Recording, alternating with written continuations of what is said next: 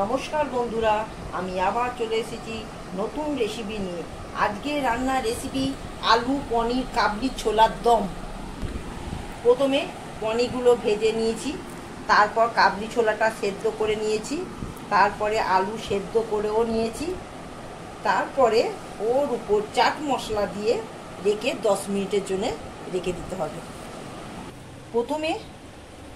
প্রথমে আমি কি করেছি দেখুন, মশলা করে রেখে দিয়েছি। এতে কি কি মশলা দিয়েছি, প্রথমে কড়াতে তেল, ওতে দিয়েছি রসুন বাটা 1 চামচ, পেঁয়াজ কুচি ভেজে নিয়েছি, তারপর টমেটো কুচি দিয়েছি, আদা বাটা, জিরে বাটা, ধনে বাটা 3 চামচ, হলুদ লঙ্কা গুঁড়ো 2 চামচ, টমেটো সস 1 চামচ, সব মশলা কষে রেখে দিয়েছি। দেখুন এই মশলাটা কড়াতে আমি দিয়ে দিলাম।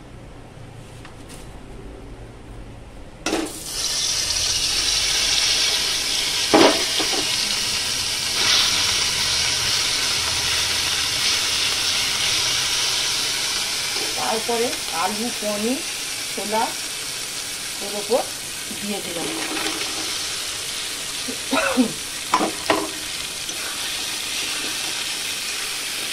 এর ওপর